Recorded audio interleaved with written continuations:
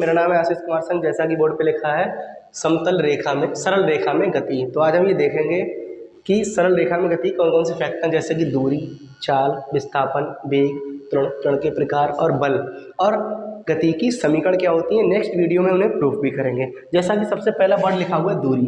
तो क्या होती है दूरी? दूरी कुछ नहीं होती, किसी गतिशील वस्तु के द्वारा एक पथ की तय की गई लंबाई को ही दूरी कहते हैं। जैसे कोई वस्तु ए से बी तक है, ए पर है और बी तक गई है, तो इस दौरान उसने 5 मीटर पथ तय किया, तो यही 5 मीटर क्या कहलाएगी? दूरी कहलाएगी। दूरी एक सदिश अदिश राशि है, इसका मात्रक क्या होता है? मीटर होता है। सेकंड नंबर देखते हैं चाल। क्या होती है चाल? चाल बराबर सूत्र होता है दूरी बटे समय। यहाँ तो स्पष्ट है कि एकांक समय में तय की गई दूरी को ही चाल कहते हैं। चाल का मात्रक कैसे निकालेंगे? दूरी का मात्रक होता है मीटर और समय का मात्रक होता है सेकंड। चाल का मात्रक होगा मीटर प्रति सेकंड। चाल एक अदिश राशि है और इसकी विमा होती है LT-1। इसके बाद वर्ड है विस्थापन। विस्थापन क्या होता है?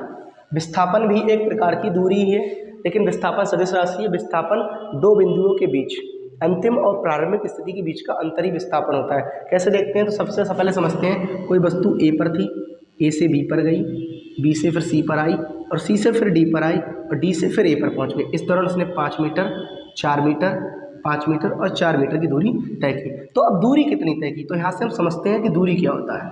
उसने ए से बी तक गया 5, बी से सी तक गया 4, सी से डी तक आया फिर 5 और डी से फिर ए तक आया फिर 4। इस दौरान उसने 19 मीटर की दूरी तय की। लेकिन विस्थापन कितना हुआ? विस्थापन हुआ ही नहीं, ए पर था और ए पर ही फिर दोबारा आ गया, यानी विस्थापन क्या हो गया? 0 हो गया। यहाँ से स्पष्ट है कि दूरी एक अदिश राशि है, दिशा पे कोई प्रभाव नहीं पड़ता। विस्थापन एक सदिश राशि है और अंतिम और प्रारंभिक स्थिति के बीच का अंतर ही विस्थापन कहलाता है। विस्थापन 0 हो सकता है, ऋणात्मक हो सकता है, लेकिन दूरी कभी 0 नहीं होती। इसके बाद बढ़ आते हैं वेग। जैसा कि अभी पढ़ा कि एकांक समय में तय की गई दूरी चाल कहलाती है, इसी प्रकार एकांक समय में तय किया गया विस्थापन भी वेग कहलाता है। तो वेग बराबर होता है विस्थापन बटे समय। विस्थापन को हम मीटर में नापते हैं, समय को सेकंड में नापते हैं, तो वेग का भी मात्रक हो गया मीटर प्रति सेकंड। अब किसी वस्तु का वेग धनात्मक भी हो सकता है, ऋणात्मक भी हो सकता है और 0 भी हो सकता है।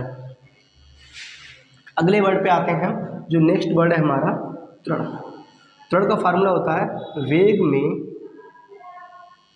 परिवर्तन बटे समय, यानी वेग में परिवर्तन बटे समय। एकांक समय में वेग में हुआ परिवर्तन ही त्वरण कहलाता है। इसे ए से रिप्रेजेंट करते हैं। और त्वरण दो प्रकार का हो सकता है। अगर त्वरण धनात्मक है तो इसे बोलते हैं त्वरण, अगर ऋणात्मक है तो इसे बोलते हैं मंदन। ऐसा क्यों होता है? मान लीजिए कि एक वस्तु है, एक कार है, उसकी गति है 50 किलोमीटर पर आवर, कुछ समय बाद उसकी गति हो गई 40 किलोमीटर पर आवर, तो कम हो गया, वेग कितना हो गया? 10 किलोमीटर पर आवर कम हो गया। ऐसी स्थिति में मंदन उत्पन्न होता है। अगर किसी वस्तु का वेग है 50 किलोमीटर पर आवर, कुछ समय बाद 100 किलोमीटर पर आवर हो गया, तो उसका वेग बढ़ गया। इस स्थिति में उत्पन्न होता है त्वरण, यानी धनात्मक त्वरण होता है और ऋणात्मक क्या होता है?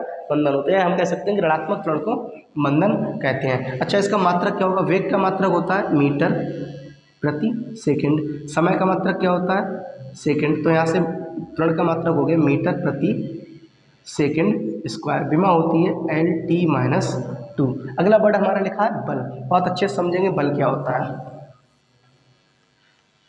तो बल को इंग्लिश में बोलते हैं फोर्स। क्या होता है बल?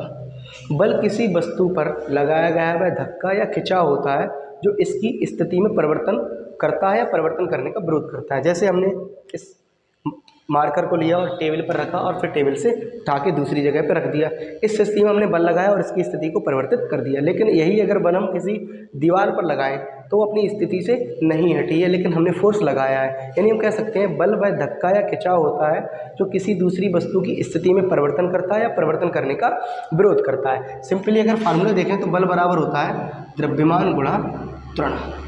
यहाँ पर m द्रव्यमान है, a त्वरण है, इसका मात्रक होगा न्यूटन। अब बल दो प्रकार का होता है। जैसे हमने एक वस्तु ली A, इस पर इधर एक बल लगाया F1 और इस साइड पे एक बल लगाया F2। अगर दोनों बल बराबर है, F1 बराबर F2, इस स्थिति में जो वस्तु है वो गति नहीं करेगी। अगर F1 F2 दोनों बराबर है इस बल को बोलते हैं संतुलित बल। अगर ऐसा हो जाए कि F1 is greater than F2 तो इस स्थिति में वस्तु F1 की तरफ गति करने लगेगी और इसे बोलते हैं असंतुलित बल। अब हम देखते हैं गति की समीकरण कौन कौन सी होती है, गति क्या होती है। तो गति की 3 समीकरण होती हैं। सबसे पहली होती है v बराबर u प्लस at। नंबर 2 होती है s बराबर ut plus 1/2 at square. Number 3 होती है v स्क्वायर बराबर u स्क्वायर प्लस 2as, जहाँ v अंतिम वेग है, u प्रारंभिक वेग है, s दूरी है, t समय है और a तुम्हारा त्वरण है। अगली वीडियो में हम गति की समीकरण को समाकलन विधि और ग्राफीय विधि दोनों से प्रूफ करेंगे। वीडियो अच्छी लगी हो तो लाइक करें, शेयर करें, सब्सक्राइब करें। धन्यवाद।